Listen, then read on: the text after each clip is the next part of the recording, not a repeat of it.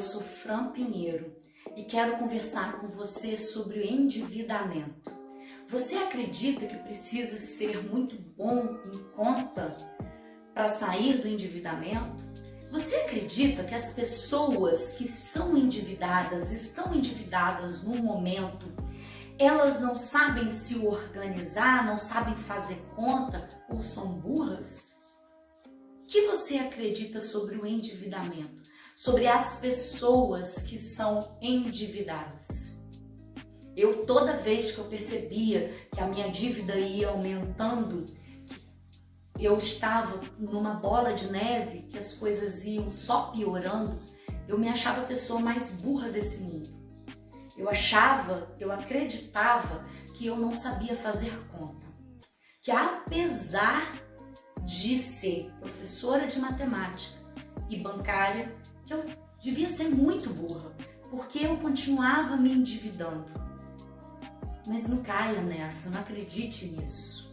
Você não precisa saber fazer contas mirabolantes para sair do endividamento ou para não entrar nele. Assim que eu comecei a entrar, a trabalhar no banco, eu comecei a querer aprender todos os tipos de conta, todas as fórmulas possíveis de amortização de empréstimo ou de rendimento de investimento. Eu comecei a aprender todos aqueles cálculos matemáticos. A matemática financeira era a minha fome. Eu queria aprender, além de entender do mercado financeiro, eu queria aprender a fazer conta, porque eu acreditava que o meu endividamento era porque eu não sabia fazer conta direito. Até que eu percebi que para sair do endividamento, eu precisava saber fazer duas operações matemáticas. O mais e o menos, a adição e a subtração. Aí eu entendi que eu não precisava de planilhas exageradas, aprender a fazer muitas contas. Eu não precisava de fórmulas matemáticas enormes e equações maravilhosas para eu conseguir sair disso. Eu precisava apenas de duas operações matemáticas, que é a adição e a subtração. Saber somar e saber diminuir. Eu percebi que quanto mais conta eu aprendia, mais dívidas eu tinha. Parece a coisa mais incrível do mundo.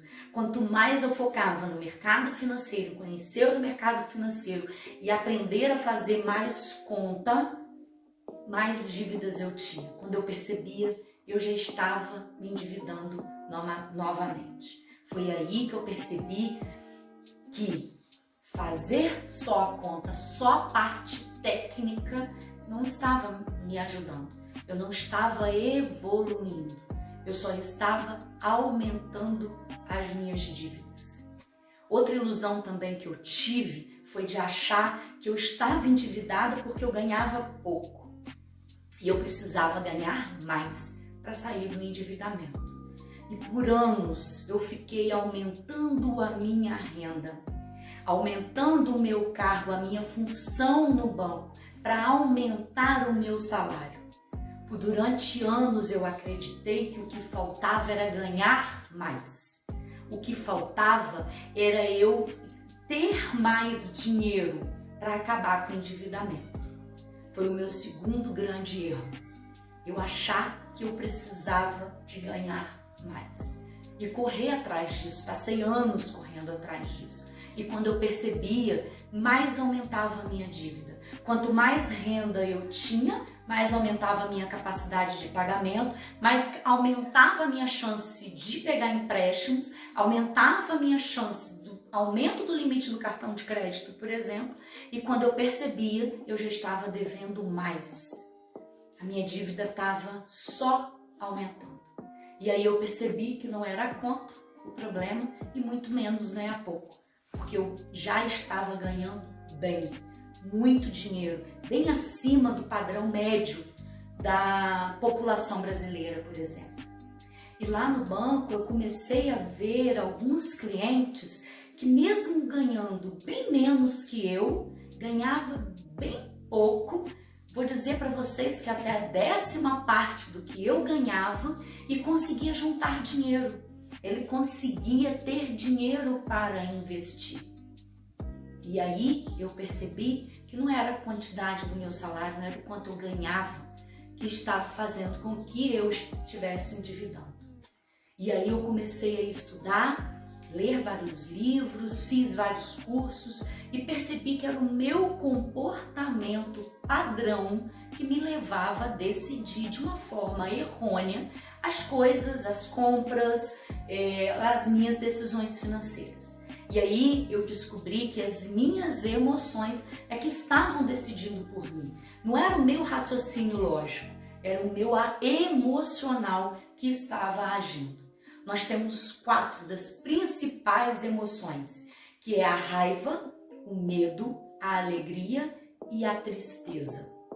O que a gente precisa fazer é identificar qual dessas 4 emoções mais influenciam na sua decisão financeira, na sua decisão de compra. É o momento da gente ter um autoconhecimento, começar a se entender, começar a perceber como são as suas emoções com relação ao dinheiro e com relação à sua decisão de comprar. Você precisa começar a prestar atenção na hora em que você vai efetuar uma compra, por exemplo, que você se arrependeu. Qual foi a emoção que mais comandou ali? Qual foi a emoção que decidiu? Ensine isso ao seu filho. Ensine a ele perceber e entender as suas emoções. Ensine a ele que muitas vezes a gente age por impulso de uma emoção. A raiva costuma fazer muito isso com a gente. Aí às vezes a gente fala, eu vou me controlar e não vou mais sentir raiva. Isso não existe, ninguém vai conseguir fazer isso. Na verdade, se você começar a fazer com que você não tenha mais um tipo de emoção, por exemplo, a raiva, você vai começar a adoecer emocionalmente. Porque você vai começar a viver de uma forma conformada, conformando com as coisas. As coisas vão acontecendo e você vai começando a ficar apático aos acontecimentos. E isso não é saudável. Não é saudável para ninguém. A gente precisa saber identificar qual é essa emoção, para a gente conseguir decidir por nós mesmos, não pelo estado emocional que eu estou naquele momento. É começar a identificar e pensar assim, não, agora eu estou no momento de raiva. Então é um momento que eu não posso agredir, deixar isso passar do meu controle, né? Eu não posso agir no impulso da raiva e muito menos comprar pelo impulso da raiva. É a gente perceber que a gente está sendo empurrado. A emoção é como se fosse nas nossas costas e empurrasse para você fazer alguma coisa. No caso da raiva, ela te empurra. No caso do medo, ela te trava. Então você perceber como você se sente com cada momento, com cada emoção. Como é isso para você? Ensina o seu filho que a emoção é um momento ímpar na nossa vida, mas ele não pode comandar a gente, ele não pode decidir por a gente. A gente tem que ter o controle disso, a gente tem que aprender a perceber qual é esse momento, perceber que as nossas atitudes podem estar sendo influenciadas pela emoção, pelo nosso estado emocional nesse momento. A partir do momento que você consegue identificar as suas emoções, você vai se conhecendo melhor. As coisas vão começar a entrar no seu controle. Você vai perceber que você vai decidir de uma forma mais racional. Vai conseguir colocar a lógica e ter a decisão certa para aquele momento em que você está vivendo. Se você gostou desse conteúdo, curte e compartilhe. Se tiver alguma dúvida ou sugestão, deixa aqui nos comentários. Até a próxima!